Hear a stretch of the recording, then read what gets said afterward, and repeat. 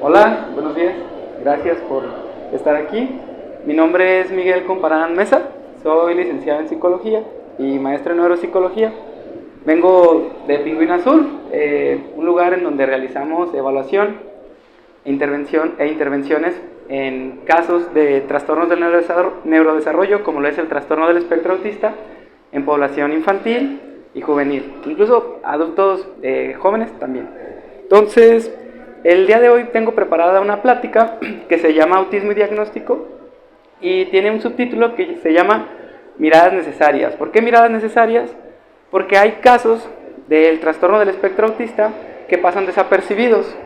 Me gustaría el día de hoy, si bien platicar un poquito del proceso de evaluación y qué herramientas se utilizan y demás, centrar como la atención específicamente en aquellos casos en los que como que los criterios no cuadran, como que no todas las cosas encajan, que los papás están confundidos, tienen dudas de que si su hijo o su hija tiene un trastorno del espectro autista, etcétera, y que pues están allí, ¿no?, vagando. Incluso también adultos que, por ejemplo, son diagnosticados de manera tardía y que incluso han tenido otros trastornos anteriormente que han generado pues muchos problemas de depresión, ansiedad, etcétera, cuando en realidad el diagnóstico que estaban buscando era ese trastorno del espectro autista o TEA.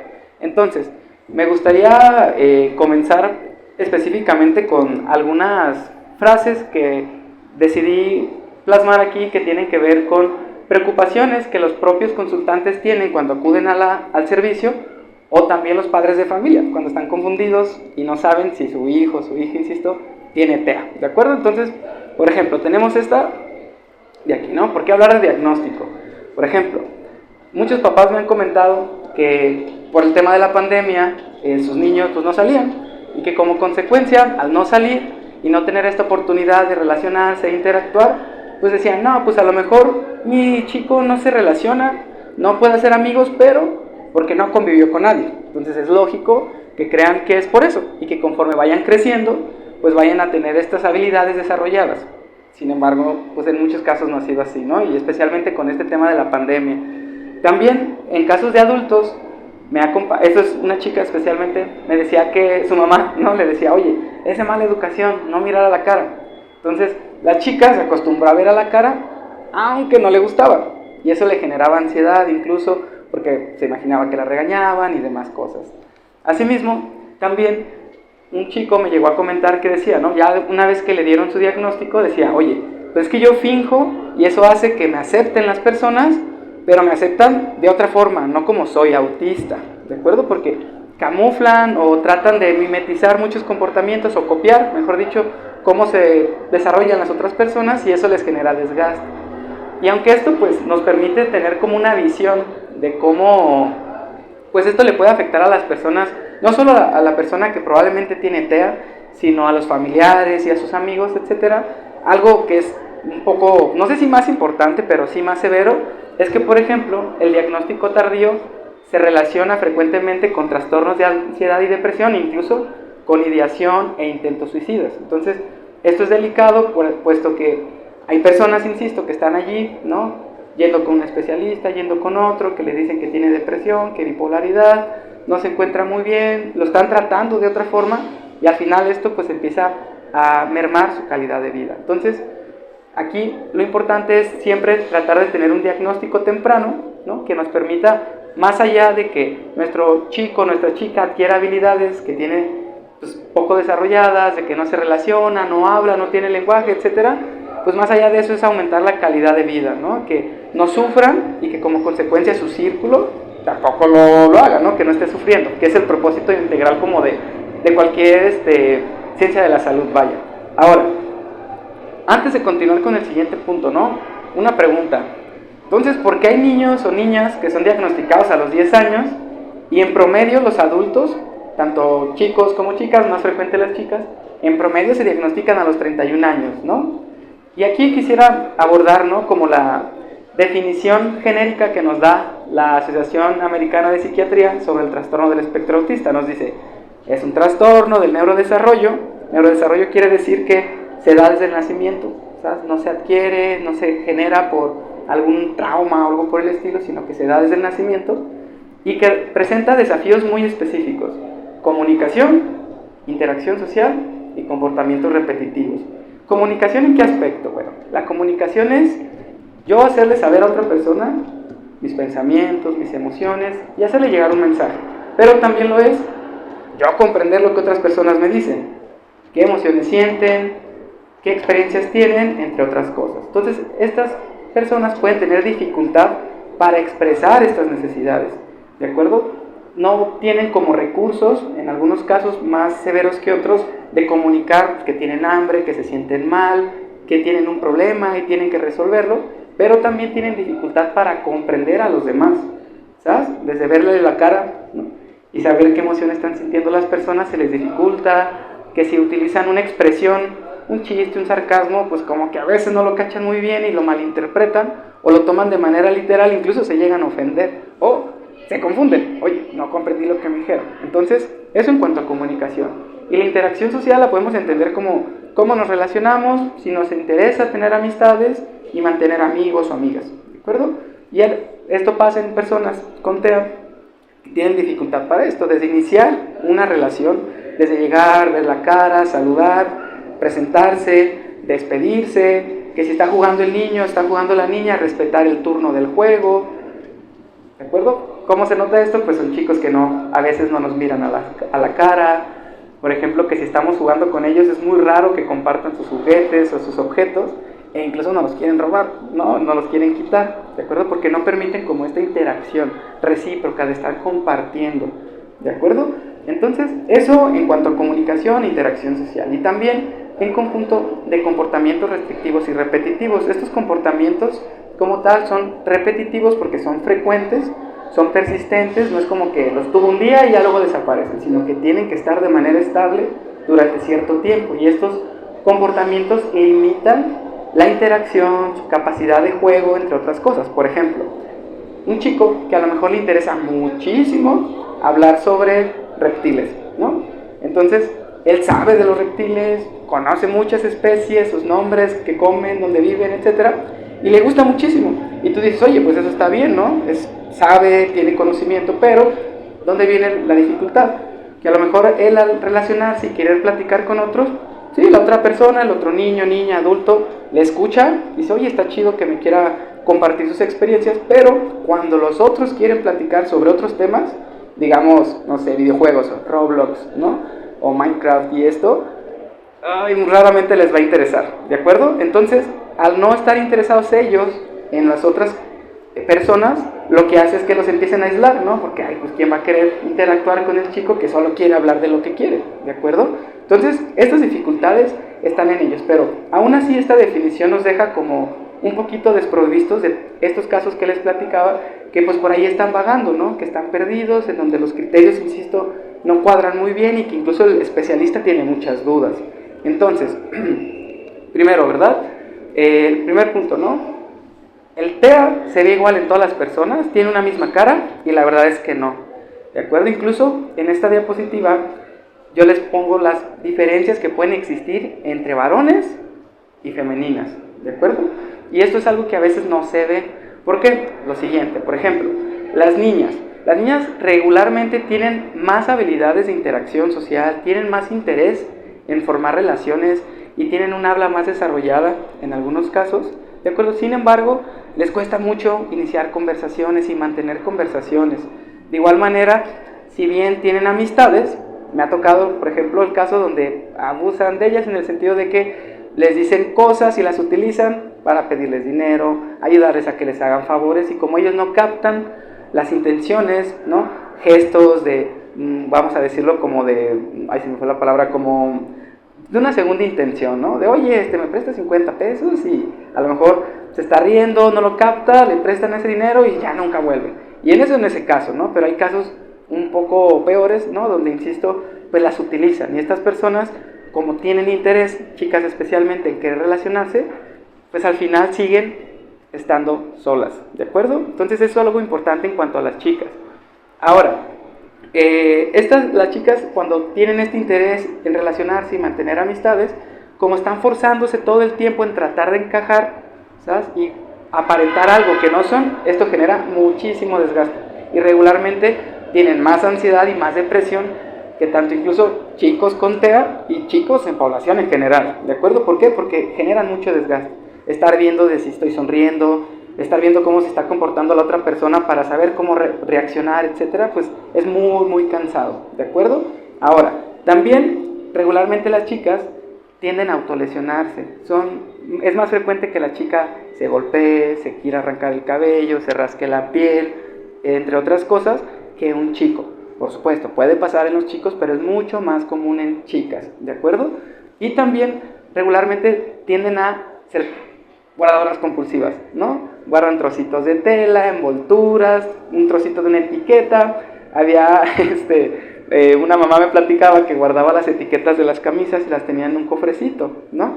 Y de igual, al final también tienden a querer que su día a día sea igual, ¿no? Que sea predecible. Y cuando se genera un cambio en esto, tómala, un problema, ya sea una crisis o una rabieta. Y les pongo el ejemplo, ¿no? Me han tocado casos de papás que me platican que iban siempre al colegio, un día le cierran la calle por la que regularmente iban, cambian la ruta y no sabíamos por qué lloraba, por qué se estaba pegando, ¿no? Porque le cambiaron una rutina que ya tenía. Y esto puede ser así, puede ser si le mueves un mueble de la casa, si por ejemplo las ventanas tienen que estar abiertas de cierta forma, todas tienen que estar así. Si un día llega alguien de la visita y le cierra porque tiene frío, tómala que hay otro problema, ¿de acuerdo? Entonces, las chicas presentan, en resumen, más interés en socializar, habilidades comunicativas más desarrolladas, y los comportamientos repetitivos que tienen están relacionados a la compulsión, a la insistencia en la monotonía o querer que todo sea igual día con día, y la autolesión, ¿de acuerdo? Mientras que los chicos generalmente pueden tener habla o pueden no tenerlo, pero aunque tengan esta habla, ellos tienen un habla funcional. Simplemente lo van a utilizar cuando lo necesitan. Tienen hambre, tienen ganas de ir al baño y hasta allí. ¿Quieres platicar con ellos? No vas a poder, en algunos casos, ¿de acuerdo? Entonces, ¿qué otro punto? Tienen algo que se denomina lenguaje idiosincrásico. En términos generales es, yo tengo mi propio idioma. Por ejemplo, he tenido casos de chicos que me decían sus papás que al celular les decía astino, y los papás ya sabían, el astino, y ahí estaba el celular, y yo, ok, ¿no? Eso, otro chico que por ejemplo, él al pan con leche, son hot dogs. Entonces, decía, oye, quiero cenar pan con leche, tú llegas con tu concha, no se le iba a comer, él quería un hot dog, ¿no? Y otro caso, por ejemplo, me decía su mamá que un chico le decía, mamá, ¿me puedes poner agua dura? Y eso era hielo, ¿de acuerdo? Querían que le pusieran hielo en su refresco, en su agua. Entonces, insisto, es como un idioma que ellos entienden y su familia, y por eso se llama idiosincrásico, porque pertenece al mismo. Y tú podrás decir, oye, pues esto no es problema. El tema es cuando va a otros entornos y esto no aplica ahí. No lo van a comprender y por lo tanto sus necesidades pues no van a estar satisfechas, ¿de acuerdo? Eso en cuanto al lenguaje y comunicación. Los chicos regularmente tienden a tener menos interés en socializar. Llega el niño o la niña, están los chiquitos allá jugando, el papá lo quiere insistir, no quiere. O llega, ni saluda y se mete el trampolín. Y después de un ratito se va. Y todos están con la piñata, luego que acá cantando las mañanitas y el niño está allá en el rincón porque no le interesa socializar, ¿de acuerdo? Cuando una niña sí lo podría hacer, en la mayoría de los casos. Ahora, regularmente los chicos pueden señalar objetos que le interesan. Oye, mamá, mira ese carro, pero no vuelven la mirada a la mamá, ¿sabes? A eso se le conoce como dirigir la atención. Y aunque a veces esto confunde a los especialistas, no, es que sí me observa, sí mira a su papá, pero lo hacen de esa forma. Es como si yo, señora, le digo, oiga, mira la computadora, mírala. Y tú buscas dónde está la computadora porque yo no vuelvo a verte y a dirigir la atención para que sepas cuál computadora quiero que veas. Y eso genera dificultades cuando quieren algo y no les entendemos. ¿Qué pasa? Se frustran, tienen crisis incluso, ¿de acuerdo? Ahora, en cuanto al tema de los comportamientos repetitivos, en general, los niños presentan más frecuencia de estos comportamientos que las niñas, ¿de acuerdo? En general. Y de forma muy específica, niños aletean más, brincan más, giran más en su propio eje o se balancean en comparación que las niñas. Las niñas los pueden hacer, pero en términos generales, lo que se ha encontrado es que es más frecuente en niños. Y de igual forma, tienden a jugar de manera repetitiva. Alinean más los objetos, los clasifican por tamaño, los clasifican por color, ¿de acuerdo? Y eso genera pues algunos problemas a veces porque hay de ti si le mueves el juguete, hay de ti si le deshaces la línea, ¿de acuerdo? Crisis o rabieta, por ejemplo. Y también tienen intereses, se les llama restrictivos o hobbies muy específicos. Y ahí les pongo, ¿no? Chicos que les gusta cierto contenido, almacenan muchísima información. Por ejemplo, recuerdo el caso de un chico, de un adolescente, que se sabía todos los modelos de los coches, ¿no? Y yo así a veces le ponía a prueba, porque a mí me gustan los coches. Decía, oye, a ver, dime en qué año se creó el primer GT, el Ford GT, y me decía, y se sabía todo. Pero cuando yo le quería sacar plática a otra cosa, muchas gracias, no me prestaba atención ni le interesaba platicar conmigo. Incluso su cara era de aburrimiento total, ¿de acuerdo? Entonces, insisto, en los chicos es mucho más común que tengan estos intereses, que almacenen mucha información. Y por último, tienen, insisto, uso de objetos de forma repetitiva, ¿no? Que si hay un escritorio, una superficie, ponen el carrito al filo, lo tiran. Lo levantan, lo ponen al filo, lo tiran. ¿Sabes? Que si, por ejemplo, tienen una cuerdita, la agarran y la están viendo todo el tiempo. O simplemente traen su objeto.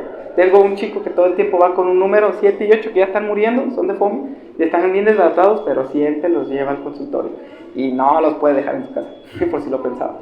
Entonces, bueno, estas son como las diferencias a grandes rasgos que se pueden percibir en chicos y chicas, ¿de acuerdo? Ahora, ¿cómo se realiza el diagnóstico? Es clínico, y cuando digo clínico es a través de observación, ¿de acuerdo? Juicio y experiencia, ¿sale? Al día de hoy no hay ningún estudio biológico, se le conocen biomarcadores como tomografía, resonancias, electroencefalogramas o genéticos que sirvan para hacer diagnóstico, ¿de acuerdo? Entonces, insisto, el diagnóstico es totalmente clínico al día de hoy. Sí hay muchos avances, se utilizan hasta herramientas de inteligencia artificial y todo, pero ninguno de ellos es válido para el diagnóstico al día de hoy. Entonces, se sugiere que siempre sea una evaluación interdisciplinaria, formada de un psicólogo que sepa del tema, que sepa cómo utilizar los instrumentos, y de un neurólogo pediatra, ¿de acuerdo? O en algunas ocasiones también del psiquiatra.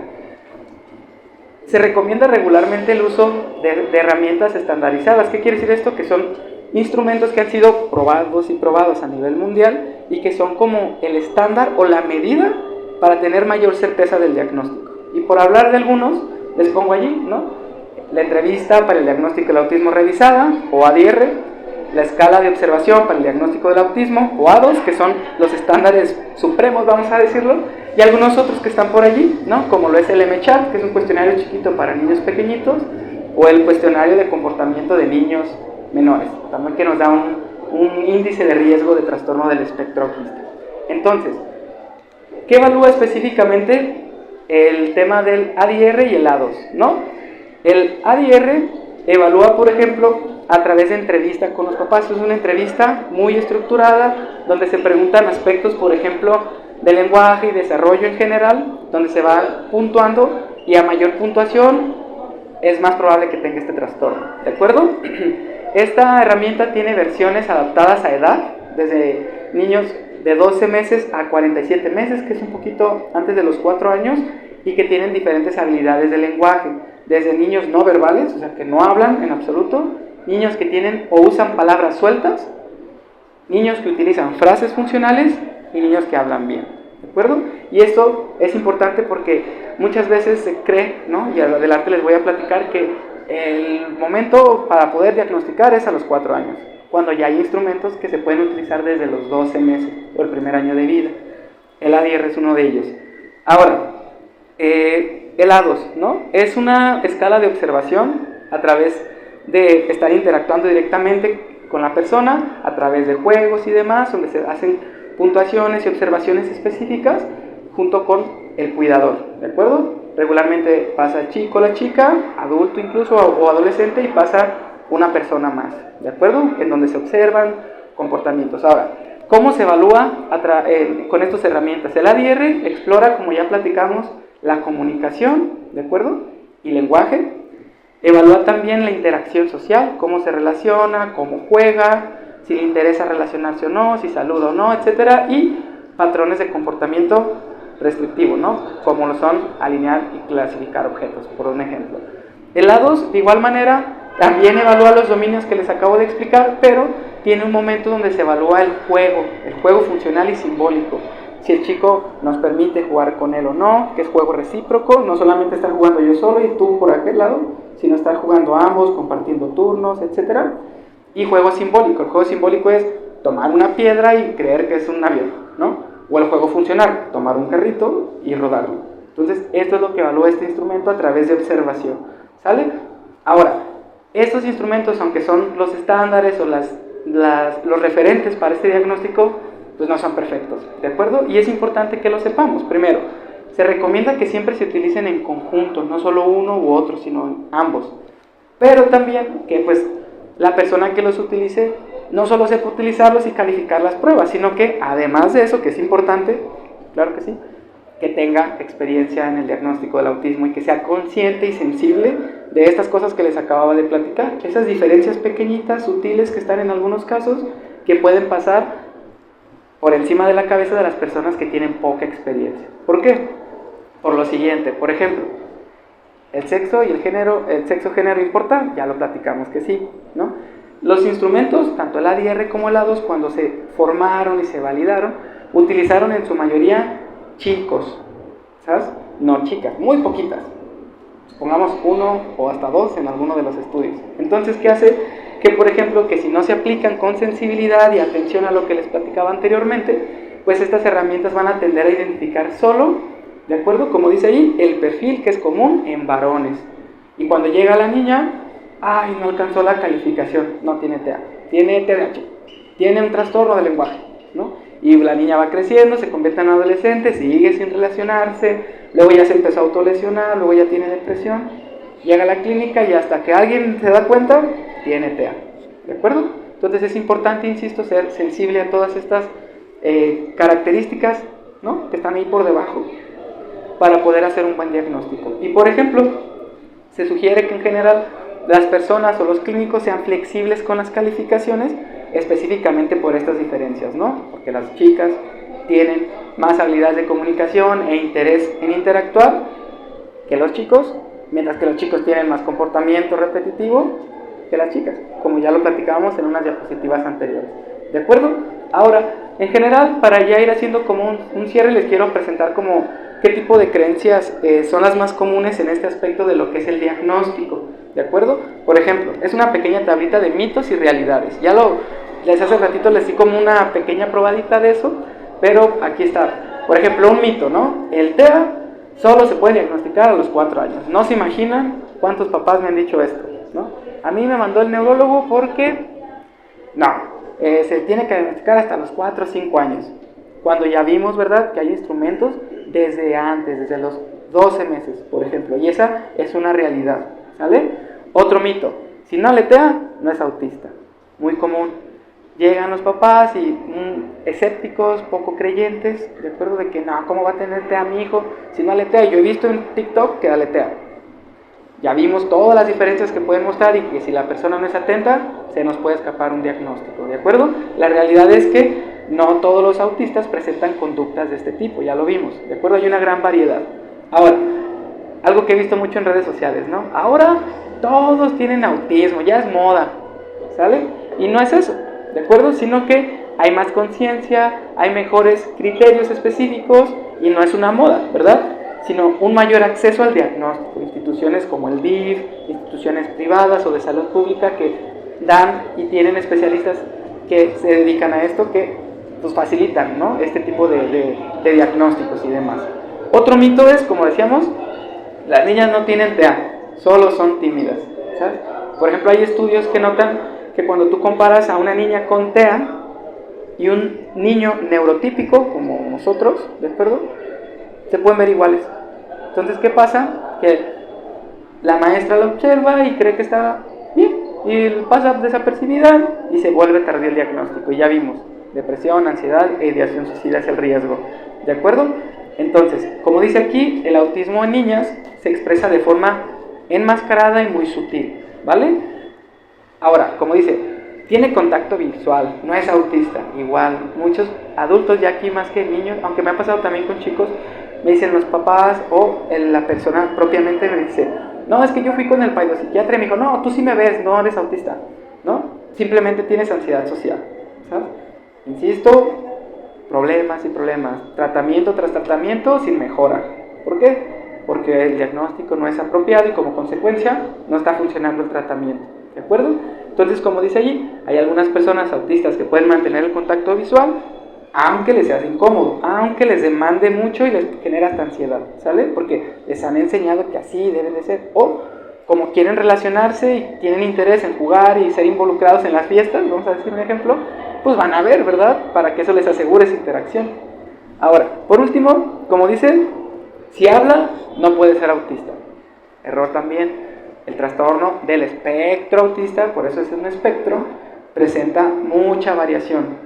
¿De acuerdo? Como dice allí, el lenguaje puede estar presente en algunos casos, incluso muy desarrollado, pero puede tener dificultades en el uso del mismo muy sutiles. Tengo adultos que tienen un lenguaje muy desarrollado, pero todo el tiempo hablan, no te dejan hablar y se hacen un monopolio de la conversación y están hable y no te permiten hablar.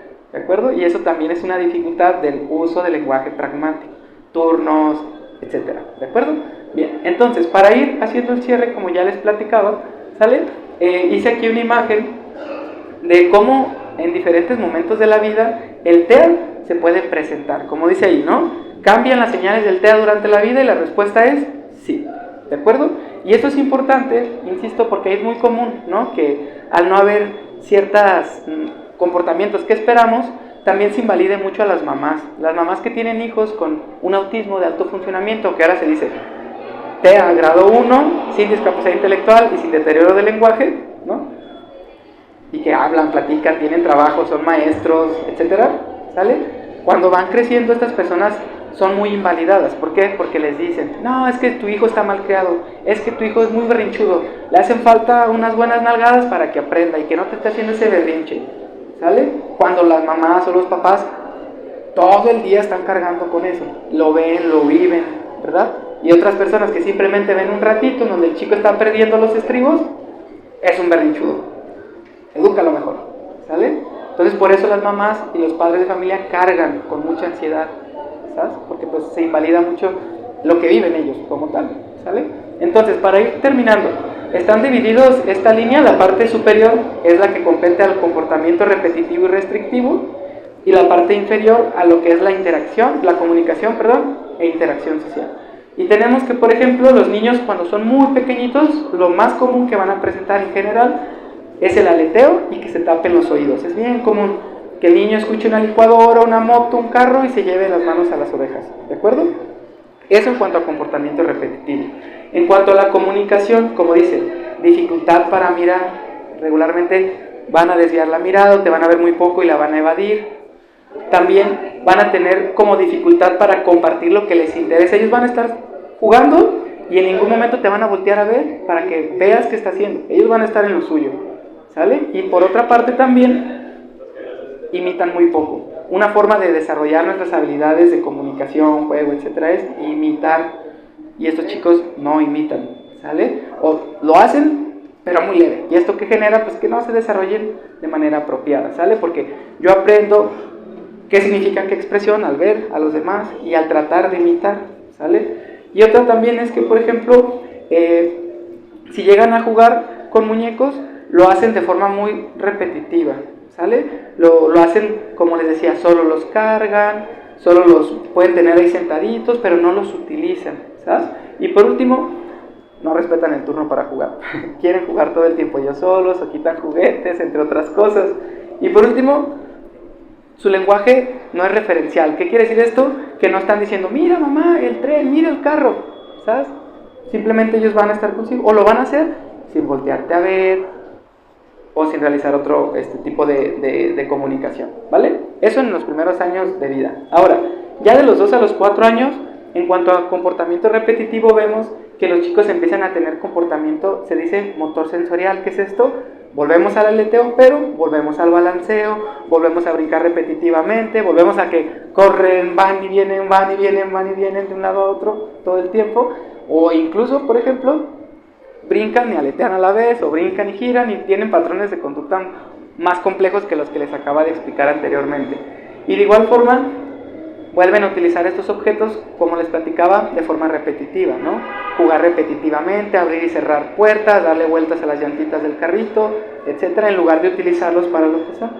Y ya lo que es en la comunicación, pues vemos que en este periodo de edad, de 2 a 4 años, sigue igual el tema regularmente. Ven muy poco o no ven, comparten muy poco el turno, como ya les platicaba. De igual forma, imitan poco, ¿sale? Y si juegan con muñecos u objetos, insisto, muy poco frecuente lo utilizan de forma funcional o simbólica. Los cargan nada más, ¿vale?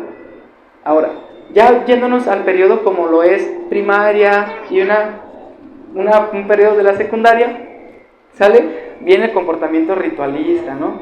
Tener una secuencia específica de qué voy a hacer en mi día y hay de ti si me la interrumpes, ¿sale? Tanto niños como adultos, ¿va? Y también hay lo que es el comportamiento compulsivo, pueden limpiar, ordenar las cosas, etcétera.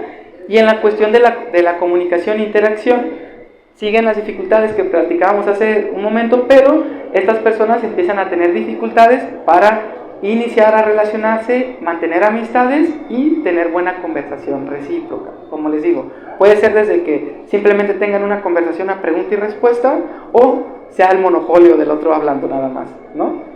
Y ya yendo para el tema como de la adolescencia, adultez, el comportamiento regularmente va a seguir siendo ritualista, monótono, sigue las mismas dificultades en la comunicación e interacción, ¿de acuerdo? Y ya lo que es de más de 22 años hasta más de los 50, sigue el comportamiento ritualista, monótono, con intereses muy restrictivos, de contenidos específicos, que ya le gustan los dinosaurios, que ya le gustan los planetas, son especialistas en eso, pero no les puedes platicar de otra cosa, ¿sale? Y por último, en cuanto a la comunicación, también viene pues esta parte, ¿no? Puede haber todavía dificultades para mirar espontáneamente, iniciar o mantener conversaciones y amistades, ¿sabes? Son personas que solo tienen un amigo, ¿sabes? Y es más por el esfuerzo del otro que el de la propia persona con TEA, ¿vale?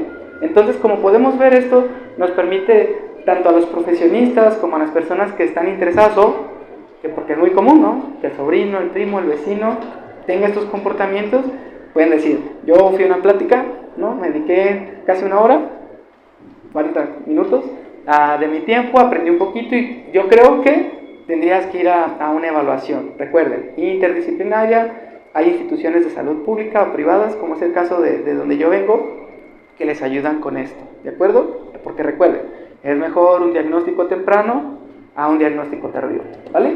Entonces, a manera de conclusión, ¿qué nos queda de esta plática? Por ejemplo, ¿no? Como les decía, miradas necesarias, de esas cosas que no se hablan del autismo, ¿sale? Primero, el TEA no se ve igual en todas las personas, por eso es un espectro muy variado, ¿sale?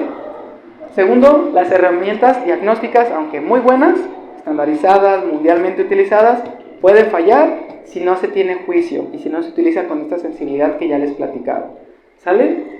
Y como dicen, las señales o los signos o síntomas, si le queremos llamar, cambian con el tiempo y requieren esta misma sensibilidad, estar enterados, leer, acudir a pláticas, entre otras cosas, para poder tener esta experiencia, ¿de acuerdo? Y por último, como les dije, ¿verdad? En niñas con TEA pasa desapercibido porque, insisto, se expresa diferente, ¿no? Yo con esto quiero cerrar, soy profesor de preparatoria y tuve una chica de segundo semestre que luego en cuanto vi dije, no, pues esta chica tiene TEA, ¿no? Le dije, oye, la verdad pues yo lo quise hacer porque dije, no vaya a ser, ¿verdad? Que esto pase y que nomás nunca se le dé atención. Y le dije, ¿sabes qué? Yo creo que esto y esto y esto. Nunca en su vida le habían hablado de esto a la chica, ¿no? Y yo creo que al momento pues sigue igual la cosa, aunque ya no la he visto pues, pero creo que va igual la cosa. Entonces pues bueno, con esto terminamos, les agradezco su atención y pues es un QR donde están las referencias y los contactos, pues si quisieran en algún momento pues agendar cita y cosas de este tipo. Pero bueno, muchas gracias por su atención, insisto. Gracias.